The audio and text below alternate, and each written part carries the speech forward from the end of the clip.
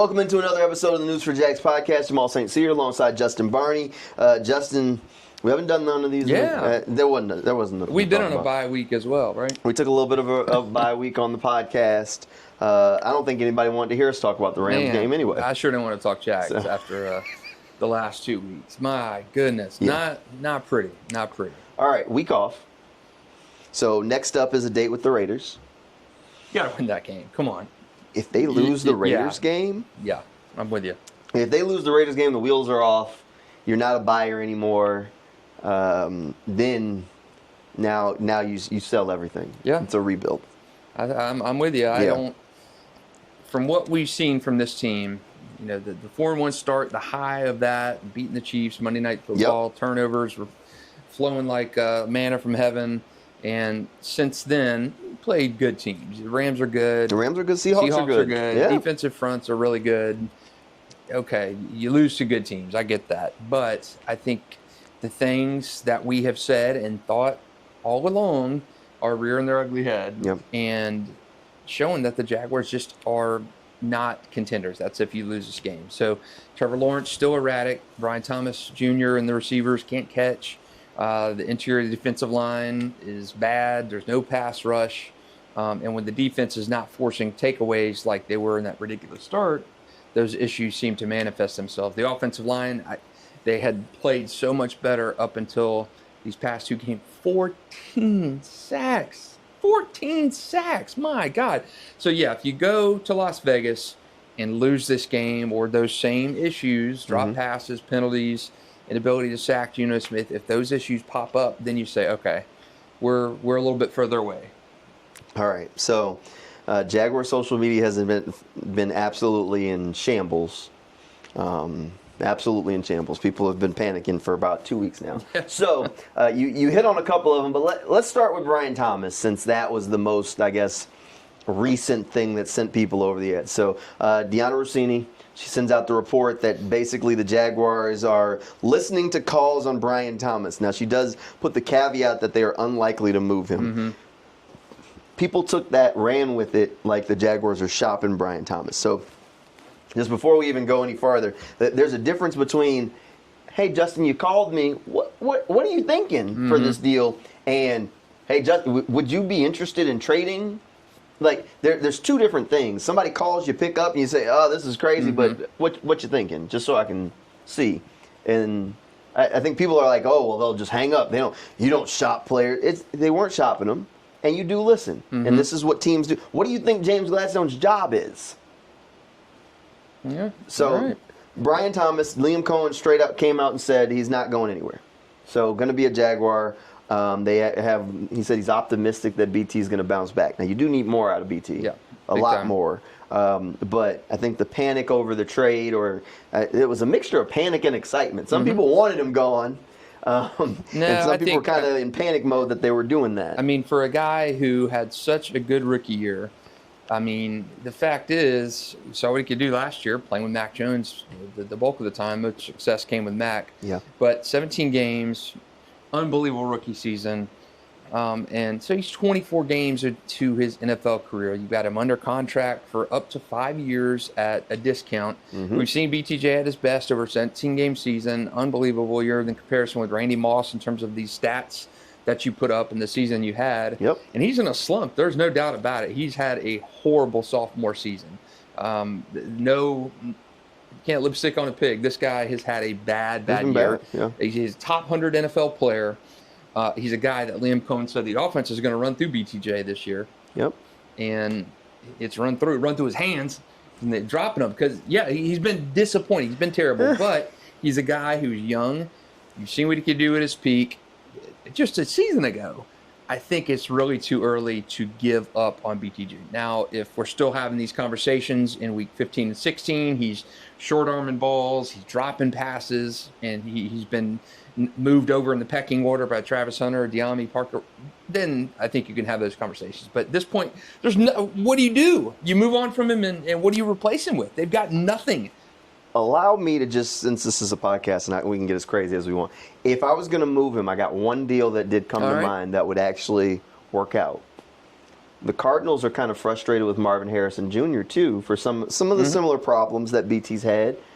I mean, could the two teams work out some sort of swap? Maybe. They get. I don't know. To me, that I'm just saying. Look, it's not going to happen. Brian's here. Marvin Harrison Jr.'s there. But I'm just saying. Look, yeah. if you to were me, going to that's do something, one problem for another. It is. BTJ, I think, from just everything I've read about Marvin Harrison Jr., BTJ is a little bit easier to work with than Marvin Harrison Jr.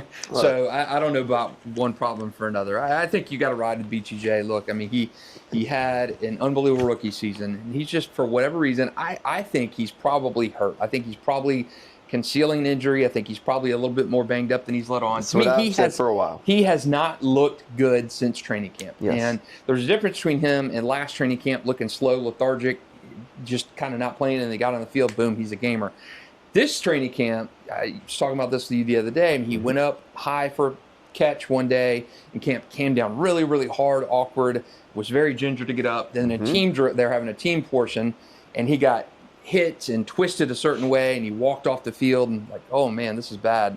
He, to me, has just looked not healthy, not comfortable, ever since. Whatever the case may be. But he's looked that way throughout training camp. There's been 2 or 3 moments that I can think of dating all the way back to minicamp where that's happened to him on the field, and I just wonder if there's something there that he's playing through. I've said this for a while. I'm still pretty adamant about it. I think it's something that we probably won't find out entirely, whatever it is, until either the end of the season or beginning of next season when he starts playing well. He's like, yeah, y'all didn't know I was playing through whatever last year. Well, you didn't tell us. You wouldn't tell us what it is. You know, in the Rams game, he got kind of chipped towards the end of that game, pushed at the line of scrimmage, Walks and off he's with holding his shoulder. You know, maybe it's labrum, rotator cuff kind of issue. Could be something in the collarbone. I mean, to me, he's not healthy, and I think that's probably a contributor for what is going on with him this year. 'Cause we saw him last year,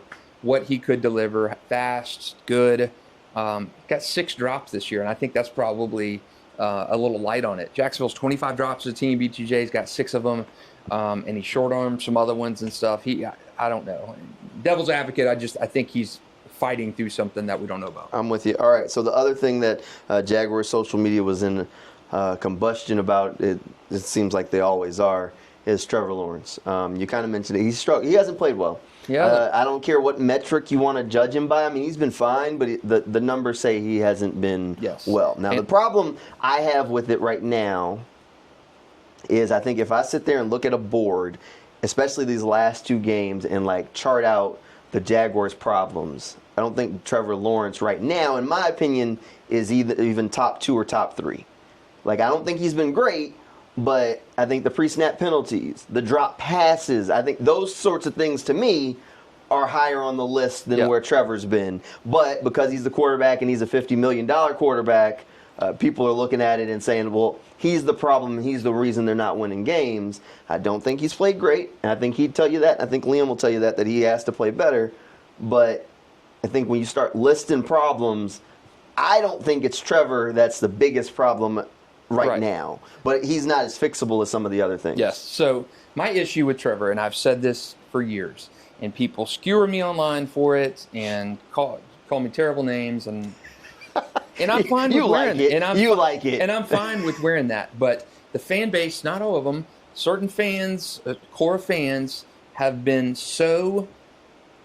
such apologists for everything Trevor has done. Yes. And it makes me sick. This guy is a guy in his 20s. Okay, he's had high-profile recruiting ever since he's been in high school. Yep. Played at Clemson. He can handle the net. He can handle the flack. Some of you fans are just a bunch of wusses, and I will say it, and I can't say what I'm truly saying on here. You guys need to toughen up and hear criticism where it lies, and stop looking at things with these teal-colored Trevor Lawrence, I love you, he can do no wrong glasses on, because he has not been what he was expected to be. And I said this to you earlier. You think Drake May came into a perfect situation with the Patriots? Oof. Patriots were dog crap. Drake May has come in. He's played well. Bo Nix has got a good defense behind him, but he has played well. Okay, those guys were not nearly as highly regarded as Trevor. Yeah. And anytime you say anything negative about 16, there's a certain pocket of fans, you're a hater, you're this, you're that. And I've seen some other guys in media get kind of the flack about it for saying the same things that I've said for years now. It's stop being such pansies. You know who you are about Trevor Lawrence because he's a grown man. He can take it, and he's #1 pick in the draft, making $50 million a year. You're supposed to be able to hit a swing pass. Shut up. Deal with it. 16 is average. He's average at this point. And is he the biggest problem for Jacksonville? No, he's not. But when you're a $50 million quarterback, you're in year 5, you've seen guys like Drake May come in, Bo Nix come in and succeed with comparable receivers or offensive talent around you. The Patriots are terrible, terrible. And they have success. Why is Trevor not having success? Why are you trying to grade Trevor on a different metric? He has been average to above average for the bulk of his career, and below average, a portion of that too. For one swath of his career, the end of his second season, beginning of his third season, he was top 10 quarterback in the league. That's one sample size. Everything on the front end and the back end of that has been, at best, inconsistent. Now, inconsistent is the name, because you see him make the throw. Yeah. Throw. And then you see him miss the easy throw. I'm telling fans, shut up, grow some cojones, and deal with it. It's just what it is. It is what it is. At this point, we've seen what Trevor is. I mean, he is an average to above average quarterback, and you can win with that, but not with him airmailing balls over guys on 3rd and 6, and you send it over. Stop being so rose-colored teal glasses on Trevor. Okay. Would you take? That's my Trevor rant. Right now, would you take Sam Darnold over Trevor? Probably. Okay. Probably. Right now, would you take Kyler Murray over Trevor? Probably not. Okay, so I think that's your sweet spot. He's a little bit below Sam, but above Kyler Murray. And that's not necessarily a great barometer or a place to be, but that's definitely the lower tier of the league. You and I have talked about it time again. I go back, we were doing our pods upstairs and talked about if Trevor could be that top 13 quarterback in the league, you're talking about, a playoff quarterback. You're talking about a guy who could be above average. He's not been that. No. He's not been that. And is it fair to say people stop making excuses for him? He's 5th year of the league. He's with a quarterback whisperer now at his head coach. Yep. Yes, I know he's in a new system. Yes, I know he's had Urban Meyer and Peterson and Balky, who were probably conspiring behind his back to not see him succeed. Whatever. You got to take the glove and call a spade a spade. Trevor has been average. It is what it is. This is still not. Hold on. Okay. Well, actually, I'll ask you. I know my answer, but I think the question for a lot of people going into the season was, this a make or break season for Trevor? I still say it's not. I know we said going in that it had to be catastrophically bad. I don't think it's been good, but I don't think it's been catastrophically bad that this offseason they're trying to pull the eject cord. No, absolutely I think he gets at least minimum one more year. He's in his 5th year option right now. This is his new contract really ain't even kicked in yet. Nope. Won't start till next year. Is it too early to pull the plug on him? Unless he was just Justin Fields kind of bad? No, you're married to Trevor right now. Shad likes Trevor. The fan base likes Trevor. You're winning games. You're not losing games like you were early on in the career. There's still growth for Trevor, and he could be a quarterback here for 15 years. But you're going to have consistency, and I think he gets a little bit of a longer leash. Being Liam's first year, the coaching staff still believes in him. He's not losing games. No. He's not losing games. He's not throwing turnovers, turning it over every game. He's not. But, again, when you go from the Sam Darnold conversation to the Kyler Murray conversation. We were talking about... And Sam Darnold looked really bad for a while. Man, so the light kind of came on. Like the fact that was part of the reason why I went to that name, is because for whatever reason, all of a sudden he woke up in Minnesota one day, and this isn't the same Sam Darnold we saw for years. But he's on his 3rd team. He is on his 3rd team, but he's playing really good ball for the Seahawks now. He is. He's playing better ball for the Seahawks than he was playing in Minnesota. Right. So I feel like he showed, and Liam kind of talked about this at one point during the season, that sometimes it's so much situation and these guys are learning so much, and sometimes it just takes different guys longer for the light to come on. Yeah. That for whatever reason, Sam Darnold, the Jets are a mess. the Jaguars were a mess for a long time. I think Liam is the right leadership. I think Gladstone's the right general manager. I think you can see the growth that it's becoming a more organized organization already. That's going to put Trevor in a better spot, or whoever the quarterback is in a better spot. Can he have that epiphany, that career rebirth that Sam Darnold had? It took Sam Darnold switching teams. Actually, he's not on his third team. He's on his fourth, ain't he? He's on his fourth team? Because he went from San Francisco. He was well, in right? San Francisco. Yeah, so he went from San Francisco to Minnesota to Seattle. So he's on his fourth team before the light finally comes on. Baker Mayfield had to go on his journey across the NFL. I mean, before the light comes on. Can Trevor have that same epiphany just in the same place? I mean, Trevor has more physical talent than Baker Mayfield. Baker Mayfield got some moxie on him. Like, I wish. Now, and I am totally not out on Trevor. I just think people need to recognize he is what he is at this point in his career.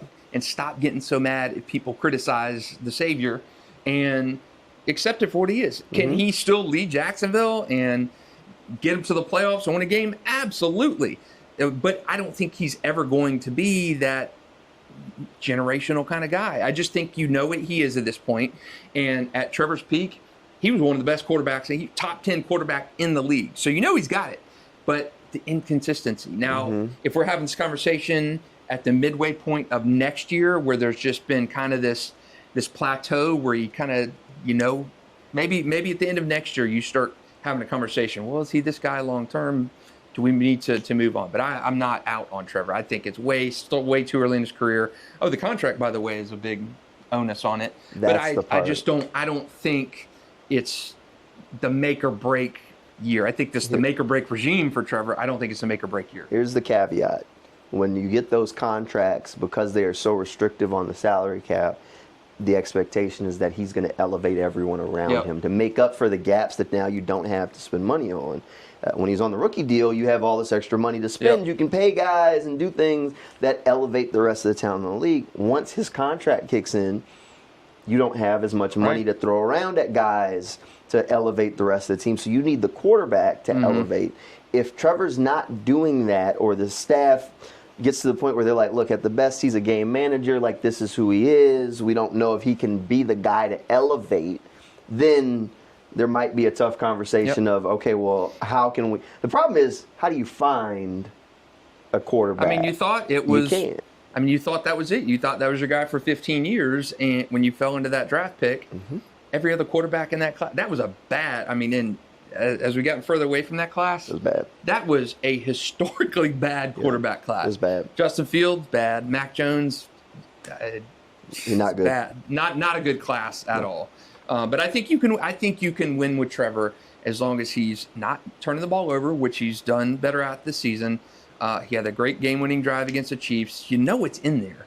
But I think you can stop putting him in that top 5 quarterback conversation, because he's not that guy. Who put him in the top 5? Well, after coming off that playoff year of the Chargers, he dreams of being top. Like, look, let's get Trevor in the top 15, like cemented in top 15, and then we'll talk. So a little work to do. Not out, but there's definitely been a lot of conversations there. All right, last thing, and then we'll wrap up the pot. So trade deadline's around the corner. If I was Vegas, I'm putting the line at 1.5 moves for the Jags. You taking the over or the under? I'm going to probably take the under on that. You're going to take the under? So you're going for... I'll say one deal. I'll say one deal. All right. So do you have a position in mind, or... Man, alive. Yeah. He said all of them. He said all of them. All right. In ranking of, to me, the necessity, receiver who can catch, but I think you're going to be kind of stuck with who you got. I don't think it's going to be a receiver, even though it would be great to go out and get the home run kind of guy. All right, here, Jalen Waddle, somebody like that. Not happening. Let me throw some names out at you, and you can just rank them on a. You want to do a scale of 1 to 4? Okay, let's go. Or 1 to 10? 1 to 10. All right, we'll do a scale of 1 to 10. I'll just throw some names. All right. All right, receiver Jacoby Myers. He's been with Edgar Bennett before. Yep. He's requested out of Vegas. Maybe he just gets on the plane. Maybe he after comes the home with them game. on Sunday. Yeah, maybe he comes home with them Sunday. Sure-handed. Maybe. Big body. I would say 3. Okay, that one doesn't move you. Rashid Shaheed, a little smaller, dynamic down the field kind of guy. My fantasy team. On your fantasy team? I would be interested in Shaheed. I would say 5 on Shaheed. A 5 on Shaheed. What about Juwan Jennings, San Francisco? Another guy who's asked for a trade. He has asked for a trade. He's a little banged up. San Francisco's had some drop issues this year with the injuries. I would say a 3 on him. A 3 on him? So my 3 receivers would be Shaheed, Jacoby, and then Jennings. Okay. So 2 of them have requested trades and kind of want out of their current situation. We'll see if their teams end up moving them. Shaheed, the Saints are kind of in a, would you go Olave over Shaheed? Yeah. Okay. Yeah, The Saints, at least according to the reports, don't seem like they want to move Olave, but him and Rashid are both in like similar situations with their contract. 1 year left. If the deal's not going to get done, maybe they'll move on. All right. How about the 2 long shots at receiver? Obviously, you'll have Jalen Waddle ahead of him. What about A.J. Brown? My only thing with him is just how toxic he seems. Let's give a look at it, don't he? That to me. Good receivers have that, though. Yeah, but not. I don't know. I don't want a guy who's going to come in and be so divisive and I would love the talents. I would hate the baggage that it comes with. The guy just signed a freaking extension, massive deal with Philadelphia, and he's already bitching about come on, get out of here, AJ. I would take no. Give me those other guys over AJ. All right, so those are the receivers that you'd be in. Would you call about Mark Andrews, tight end? He's still got a little ways before Brenton Strange is back. He's only missed 2 games, so he's got 2 more.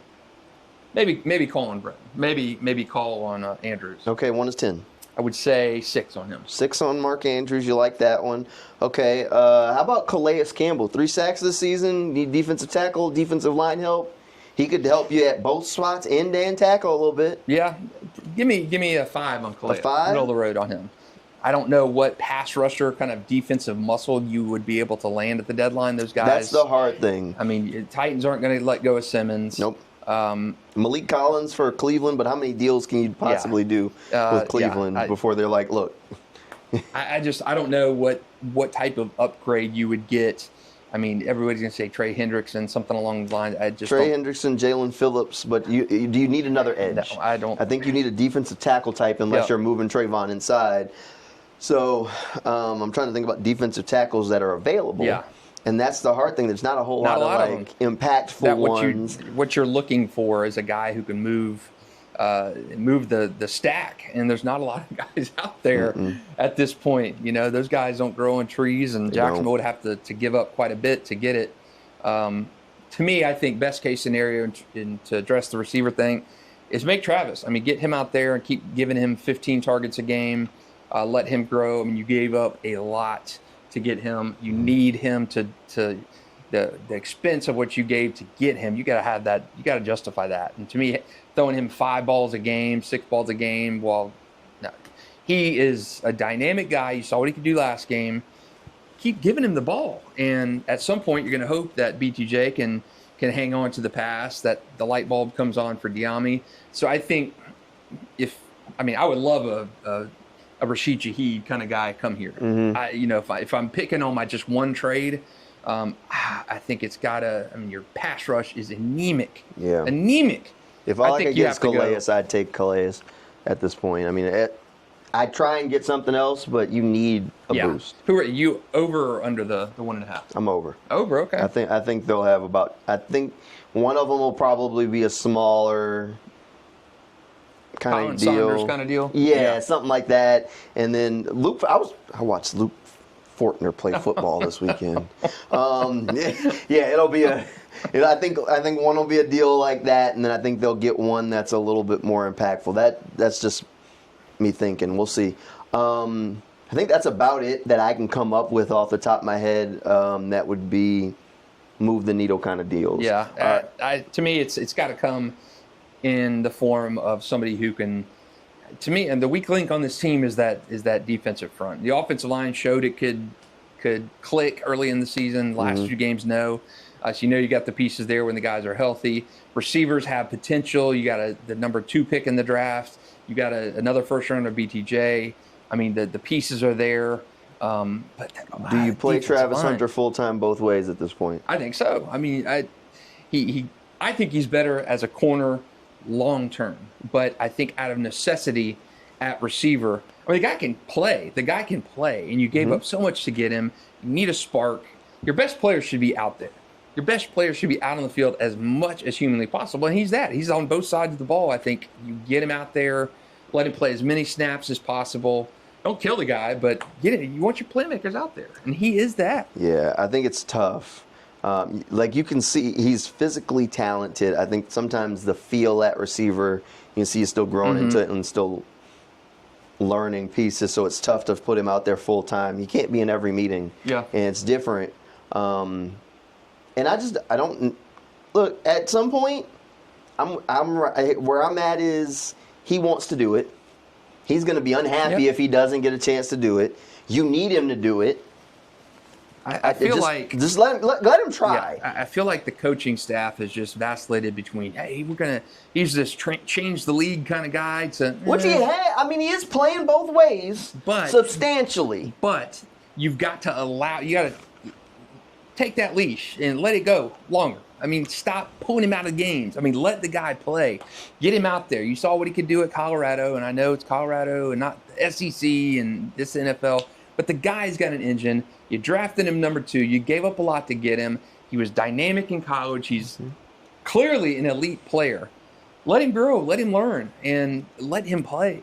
You've got to have your best players out on the field. And if he's better than BTJ at receiver now, give him the lion's share of the targets. I mean, he was sure look better. Best receiver on the field last game. Best receiver on the field for the Jags. All right, last thing. Any players that you'd chip off or that would be worth trying? I don't think there's anybody on the Jags that I think teams are calling for right now. Let me see. Eric Armstead, Devon Hamilton, if I had the chance to ship them off. Somebody actually wanted to trade for. No, I mean, now that Tyson is gone, I would say, nothing that unless it's somebody looking for like a Devon Hamilton type that could give you some meaningful reps come playoff time on the line. But I don't think there's anybody. I don't know who somebody would call about. If somebody was calling, for Devin Lloyd, maybe it would but it has to be higher than probably a 3rd round pick. Because if you let him walk, the comp formula, he gets a big contract, and they don't spend money like James Gladstone has zero intention of. Then they get a 3rd round pick for this dude. So a team would have to come to you right now and say, at the very least, they're giving you a 3rd round pick and something else to make it make sense for them to trade Devin now. Yep. And I don't think somebody's showing up with a 2nd round pick on the table for Devin Lloyd. Not for him. He's had a great season, but just the maybe Ventrell Miller, but I don't think he played well enough last game that somebody's like, I need him. I don't think you can afford to trade Foyer. I don't think there's anybody that. I don't think there's anybody that's going to garner that kind of interest. That's 3 linebackers right there. Who's going to make a deal for an off-ball kind of linebacker guy like that? Devin Lloyd's had a great year. I don't think any team comes.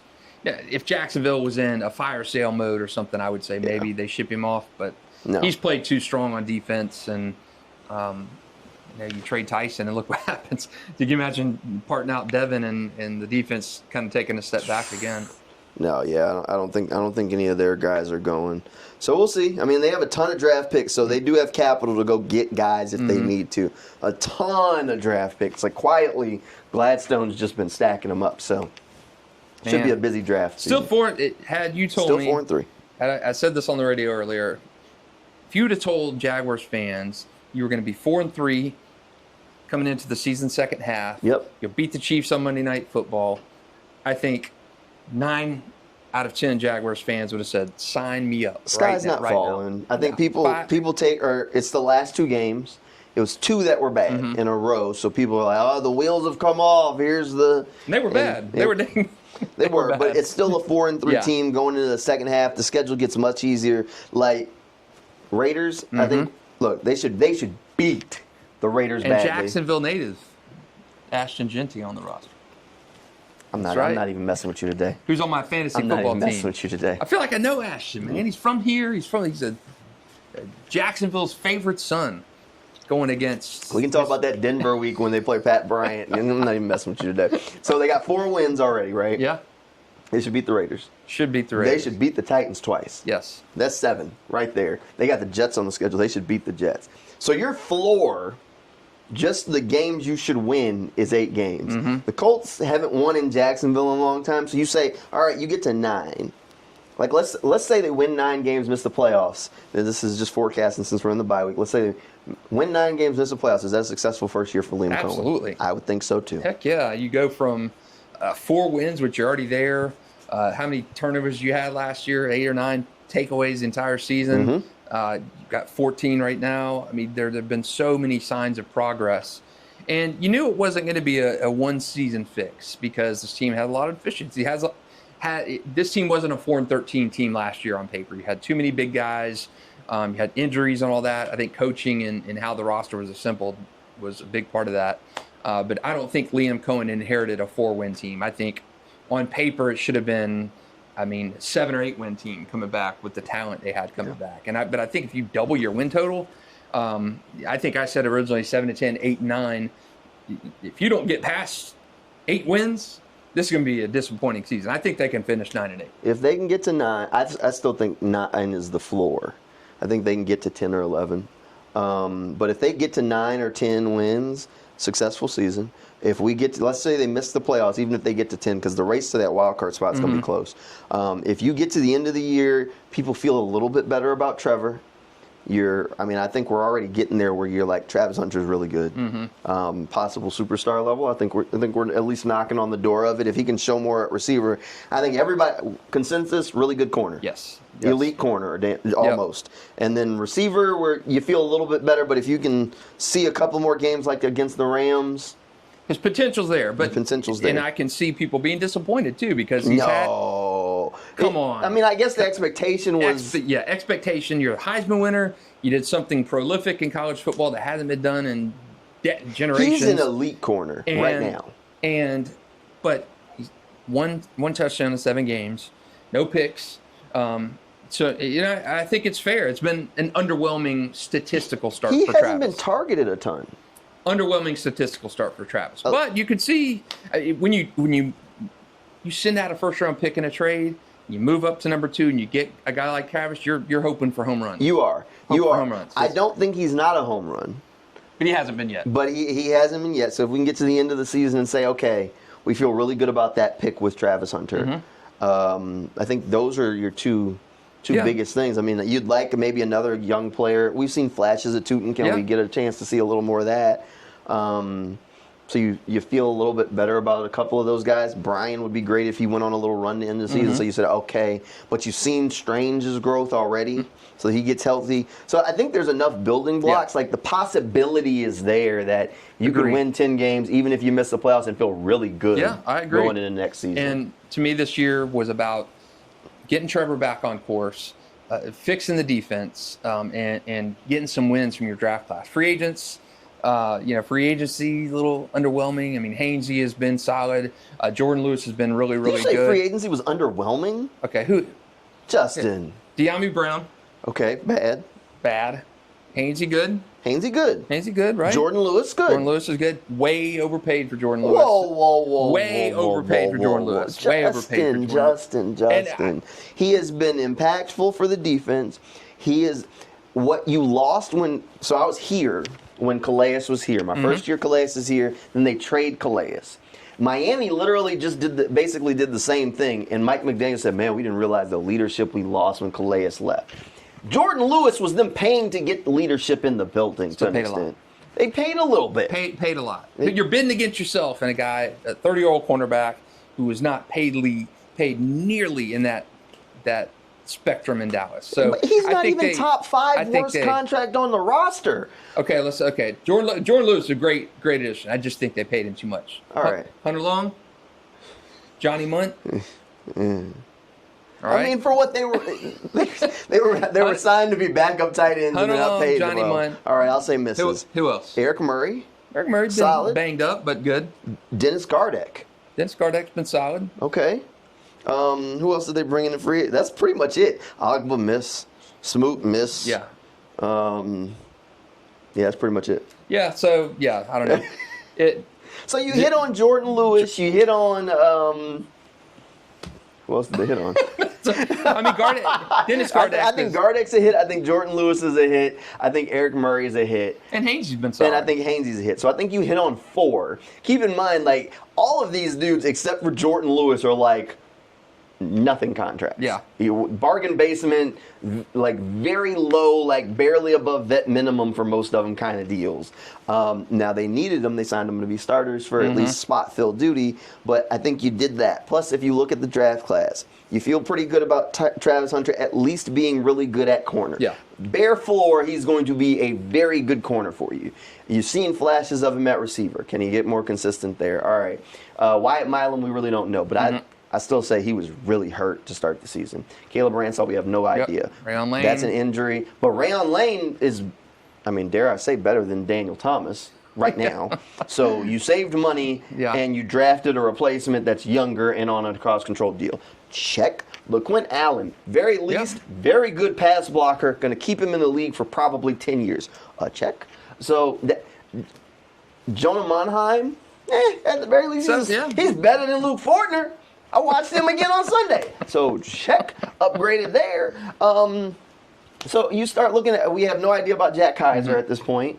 And Tootin, you've seen flashes. Like, he's an insane athlete. Can he be a 20 carry a game running back? We'll see. McLeod, we don't know. McLeod, we don't know because he's been banged up too. So, I mean, the rookie class, I think he hit on some of those day 3 picks, which is kind of his bag, or it's supposed to be Gladstone's bag. You do that, plus sprinkle in some of those costly or low-cost veteran free agent signings that are going to be his kind of MO.